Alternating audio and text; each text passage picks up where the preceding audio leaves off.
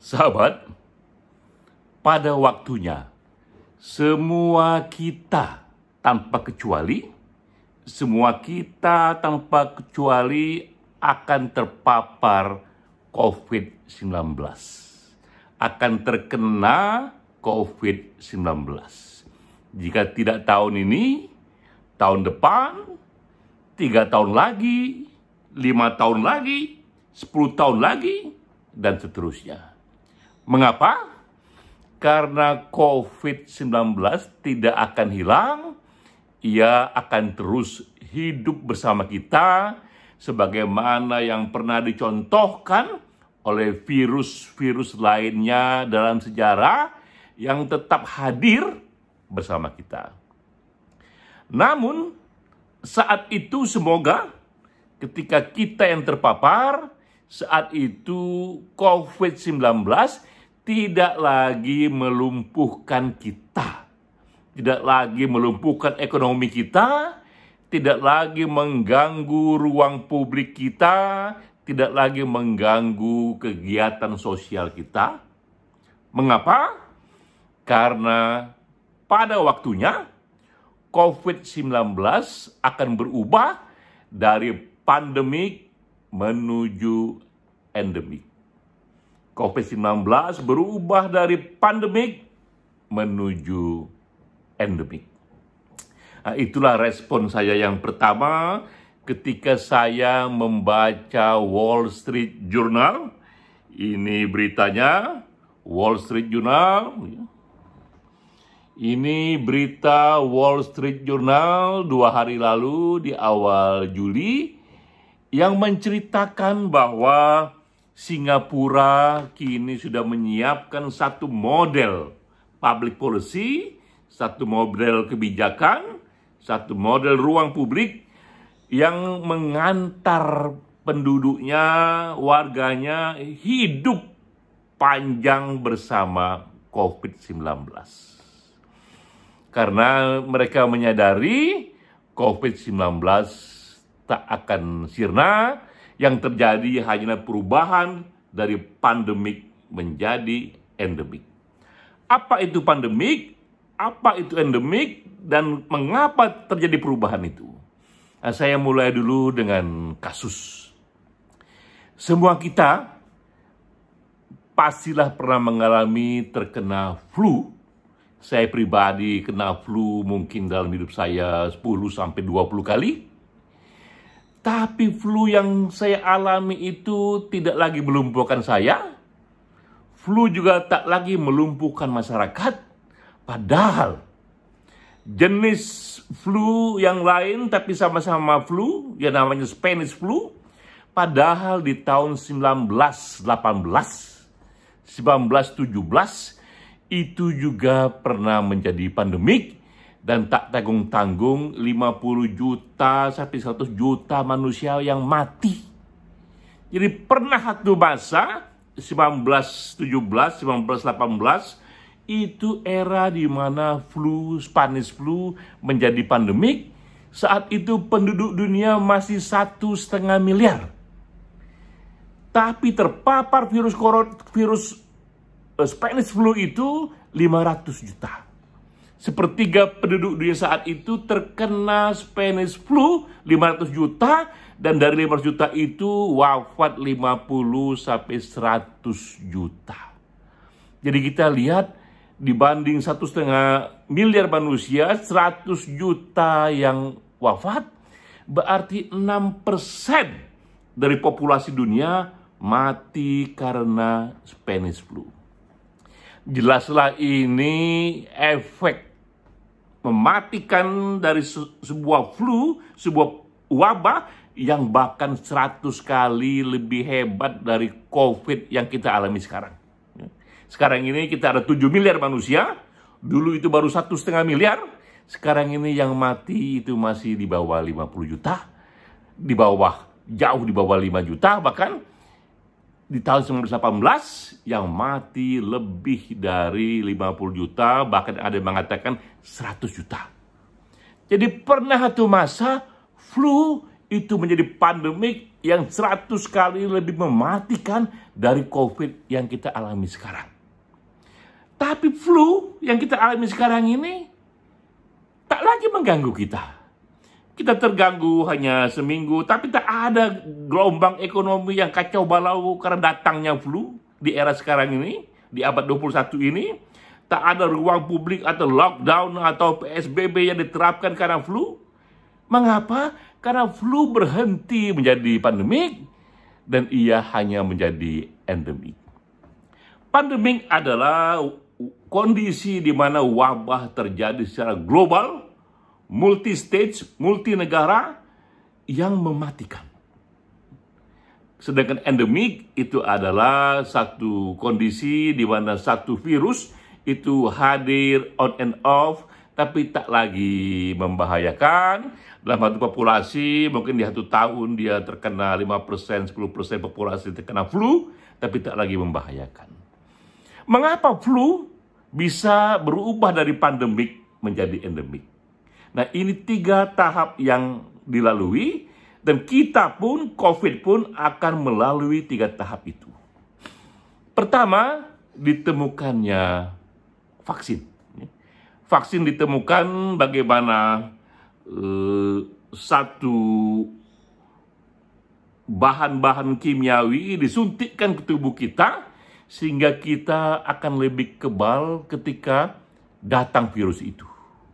Jadi vaksin tak membuat kita tak terkena virus, mustahil pula itu, tetap terkena virus, tapi ketika virus itu datang pada kita, daya tahan tubuh kita menjadi lebih kuat. Vaksin adalah satu penemuan manusia yang efek faedahnya paling besar dalam sejarah. Kita berhutang budi kepada para ilmuwan yang menemukan vaksin, sehingga kita bisa memenangkan peperangan melawan pandemi. Vaksin yang pertama. Yang kedua adalah herd immunity. Bahwa sekedar vaksin pun tak cukup. Vaksin itu harus disuntikkan kepada minimal 70% populasi. Ketika sudah 70% populasi terkena vaksin, divaksin, saat itulah bagi komunitas itu, bagi bangsa itu, bagi negara itu, virus itu tak lagi melumpuhkan. Nah, ketiga, yang ini jauh lebih maju lagi, ditemukannya obat. Kalau vaksin itu disuntikkan sebelum datang penyakit, obat kita minum setelah datang penyakit. Nah, ketika obat ditemukan, kapanpun kita terkena flu, kita minum obat itu dan ia akan sembuh. Nah, dengan 3 tahap itulah vaksin, herd immunity, obat, flu yang begitu mematikan berubah dari pandemik menuju endemik. Nah, untuk COVID-19, kita ada di tahap mana? Kita sudah menemukan vaksin. Minta ampun, ini dahsyat sekali. Para ilmuwan sudah bekerja untuk kita dan menemukan hasilnya. Ini salah satu penemuan terbesar di abad ini yang mereka berhak dan kita layak menjadikannya sebagai pahlawan. Mereka berhak untuk itu. Tahap kedua adalah herd immunity. Bagaimana vaksin yang ditemukan ini disuntikkan pada tubuh kita hingga mencapai 70% populasi. Ilmuwan juga yang menemukan formula itu bahwa hanya dengan minimal 70% populasi, maka komunitas itu tak lagi menjadi area berbahaya bagi datangnya satu wabah penyakit. Di sini pemerintah yang berperan, pemerintah yang membeli vaksin sebanyak itu dan menggratiskannya kepada populasi. Alhamdulillah kita sudah di tahap yang kedua. Jika di dunia barat kita lihat di Amerika, di Israel, dan di Inggris, di Italia, mereka sudah divaksin di atas 50% populasi. Indonesia pelan-pelan menuju ke sana, kita sudah di tahap 10%. Semoga terus menuju 20%, 30%. Dan disitulah peran serta publik luas. Ilmuwan sudah membawa vaksin, pemerintah sudah membelinya, maka kita publik luas bisa ikut mensukseskannya dengan mencari cara agar divaksin beramai-ramai. Saya sendiri menerapkan herd immunity bagi komunitas saya. Di semua 30 perusahaan saya katakan wajib hukumnya semua divaksin demi kepentingan bersama. Juga di keluarga saya, dan alhamdulillah di lingkungan itu sudah 100% dan juga ada yang 90% sudah divaksin. Herd immunity tercapai di komunitas saya, dan kita semua bisa melakukan hal ini secara serentak berpartisipasi, bukan menghindari vaksin, tapi justru mendorong, mencari cara agar lingkungan dekat kita yang bisa kita kontrol divaksin hingga lebih dari 70%. Nah, ketiga, kita sedang menunggu tahap selanjutnya, di mana sekarang ini berbagai perusahaan raksasa farmasi berlomba-lomba mencari obat bagi COVID. Vaksin sudah ditemukan, sekarang mencari obat yang bisa kita minum kapanpun kita sudah terkena COVID-19. Ketika obat ditemukan, selesailah itu.